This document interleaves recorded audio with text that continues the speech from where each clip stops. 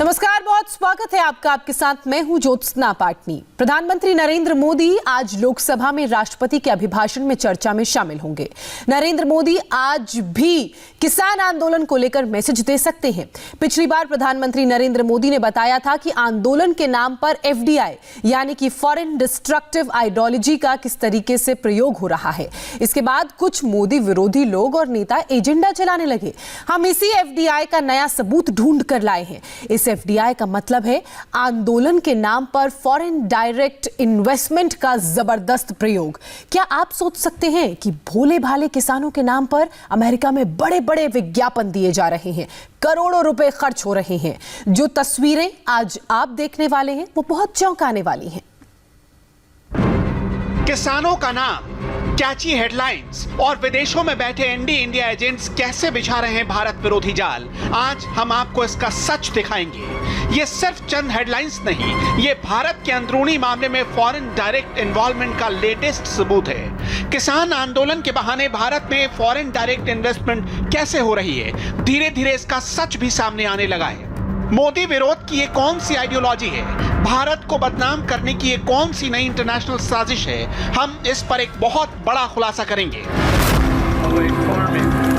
पिछले कुछ घंटों से सोशल मीडिया की दुनिया में अमेरिका से आया 30 सेकंड का ये वीडियो काफी तेजी से वायरल हुआ। इस वीडियो में क्या है, इसे किसने बनाया, कैसे फैलाया, कितने करोड़ रुपए खर्च किए, ये जानने और समझने के लिए सबसे पहले कुछ टाइमलाइन देखिए। सोमवार रात अचानक ट्विटर पर यह खबर तेजी से फैली। अमेरिका में फार्मर्स प्रोटेस्ट के नाम पर बनाया गया एक वीडियो ट्रेंड करने लगा। बड़े बड़े अखबारों ने, मैगजीन्स ने इस खबर को छापना शुरू कर दिया। आर्टिकल लाने शुरू हो गए, हैशटैग ट्रेंड कराने की कोशिश होने लगी। विदेशों में बैठे वेरीफाइड हैंडल से ताबड़तोड़ ट्वीट्स होने लगे। इस दौरान भारत में किसान एकता मोर्चा का ट्विटर हैंडल भी इस वीडियो को तेजी से फैलाने लगा।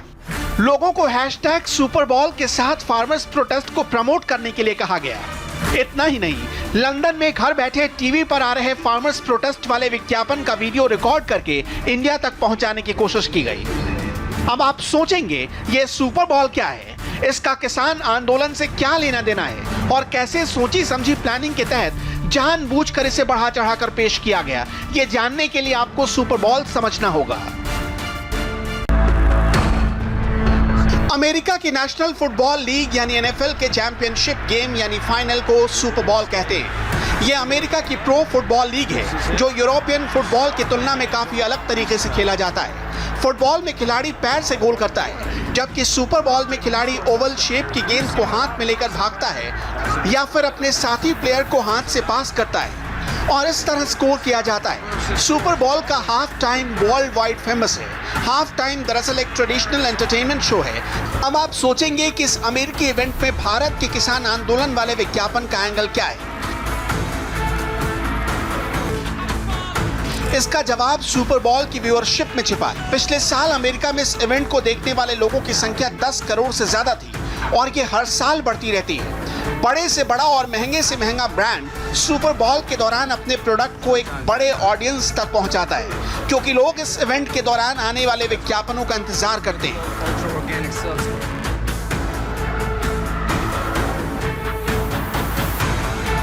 तो क्या सुपर बॉल के बहाने अमेरिका के घर घर में किसान आंदोलन के नाम पर अफवाह फैलाने की प्लानिंग की गई? और क्या वाकई में सुपर बॉल के दौरान पूरे अमेरिका ने फार्मर्स सपोर्ट वाला 30 सेकंड का वीडियो देखा?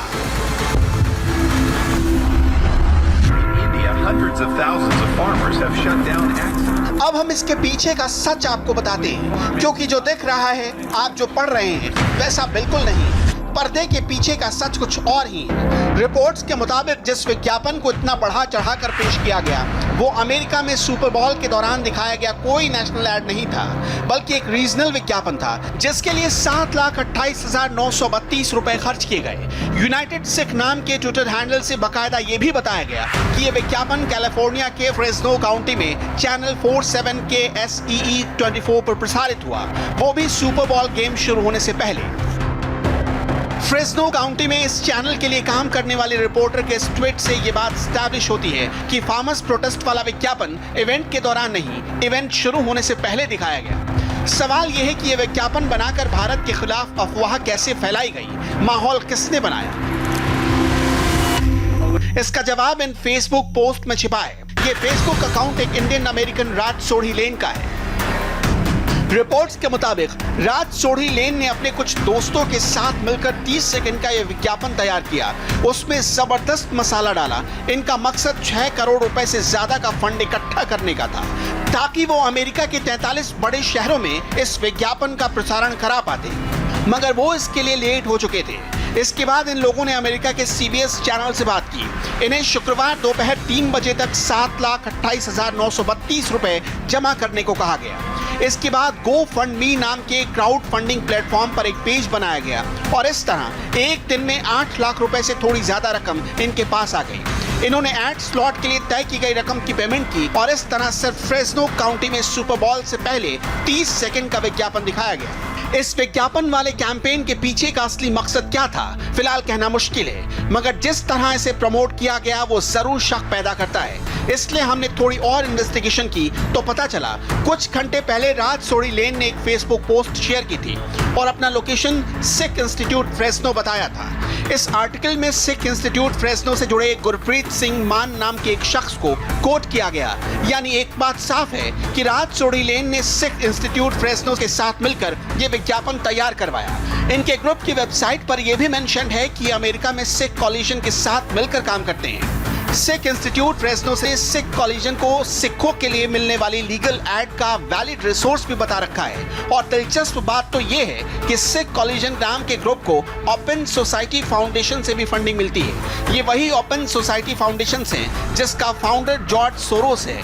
वही जॉर्ज सोरोस जिसने भारत के राष्ट्रवाद, भारत की राष्ट्रभक्ति के साथ साथ प्रधानमंत्री मोदी पर विवादित टिप्पणी कर दी थी। शक इसलिए भी गहरा होता है क्योंकि सुपर बॉल के लिए फार्मर्स प्रोटेस्ट का जो विज्ञापन बनाया गया है उसके बैकग्राउंड में दिल्ली 8 टाइटल वाला गीत चल रहा है।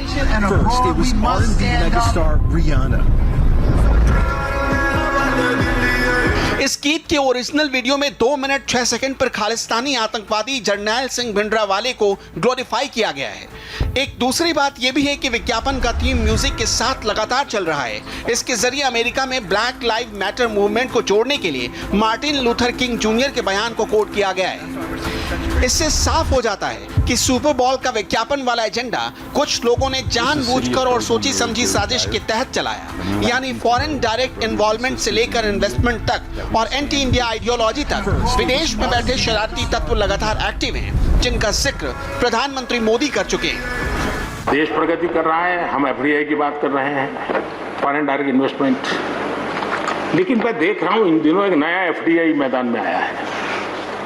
ये नए FDI से देश को बचाना चाहिए। FDI चाहिए, फॉरेन डायरेक्ट इन्वेस्टमेंट।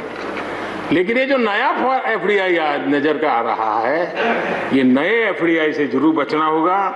और ये नया FDI है foreign destructive ideology, foreign destructive ideology. और इसलिए इस FDI से देश को बचाने के लिए हमने और जागरूक रहने की जरूरत है। अमेरिका से कनाडा तक और दुनिया के अलग अलग हिस्सों में मौजूद विदेशी ताकतें भारत को बदनाम करने के लिए जो स्क्रिप्ट लिख रही हैं, अब उन्हें भी विदेशी सरजमी पर मुंहतोड़ जवाब मिल रहा है।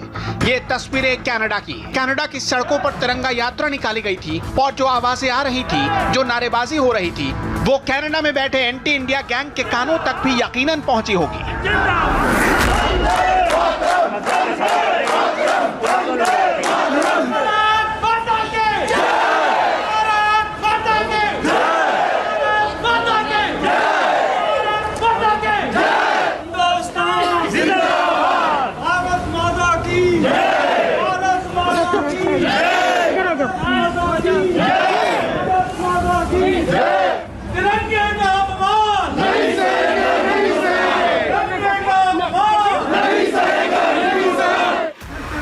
फिलहाल में हमने देखा कि अमेरिका से कनाडा तक बैठा इंटरनेशनल गैंग प्रधानमंत्री मोदी और भारत के खिलाफ अनाप शनाप बातें फैला रहा है। इस तरह का एंटी इंडिया गैंग विदेशों में पूरे कोऑर्डिनेशन और प्लानिंग के साथ खालिस्तान के झंडे लहराता है, भारत के तिरंगे का अपमान करता है। मगर कुछ दिनों पहले हमने ऑस्ट्रेलिया की वो तस्वीरें भी देखी जब हिंदुस्तानियों ने खालिस्तानियों को ईंट का जवाब पत्थर से दिया। देख लो भाई अपने देश का हाल, ये देख लो अपने शेर आ रहे हैं, पीछे नहीं हटते। और दूसरी तरफ है खालिस्तानी, जो उनसे खालिस्तान का सपोर्ट कर रहे हैं। पीछे नहीं हटते, चाहे ज्यादा हो चाहे कम हो, पीछे कोई नहीं हटते। हमारी लड़ाई किसी किसान प्रोटेस्ट से नहीं है, लेकिन इनकी लड़ाई हिंदुस्तान से जरूर है। देख लो अपने आप, एक सिंगल आदमी अगर हिंदुस्तान का फ्लैग ले रहा हो, एक सिंगल आदमी, और इस साइड देख लो, हर बंदा हिंदुस्तान का फ्लैग ले रहा है। अपना स्टैंड क्लियर कर लो अभी भी, किसके साथ हो। सपोर्ट फार्मर ने है, सपोर्ट फार्मर ने फुल है, लेकिन खालिस्तान ने कोई सपोर्ट नहीं अपनी। ये अपने भाई खड़े हैं सारे, और ये खड़े हैं खालिस्तानी। देखिए इनका हाल, देख लो। मेरे भाइयों जितने हो शेयर करो, इनकी सच्चाई दिखाओ देश में, क्या सच्चाई है इनकी। और अब बिल्कुल ऐसी ही तस्वीर कनाडा से आई है। पहले राजीव सोनी नाम के हिंदुस्तानी ने सुर्रे के वैंकूवर तक तिरंगा कार यात्रा निकालकर एंटी इंडिया फोर्सेस को डायरेक्ट मैसेज दिया। और जब बात तिरंगे की आन बान और शान की आई तो कनाडा में मौजूद हिंदुस्तानियों ने सड़क पर उतरकर खुद मोर्चा संभाल लिया।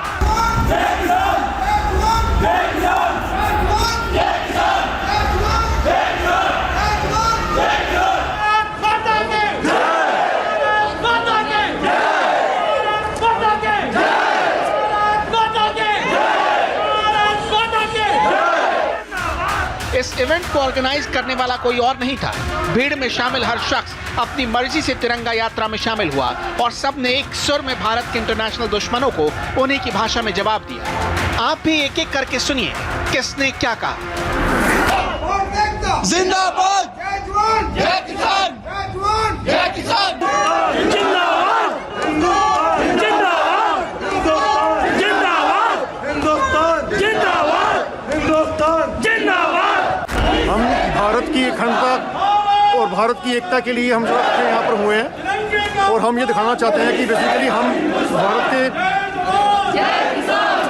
भारत के संविधान और कॉन्स्टिट्यूशन के साथ हैं।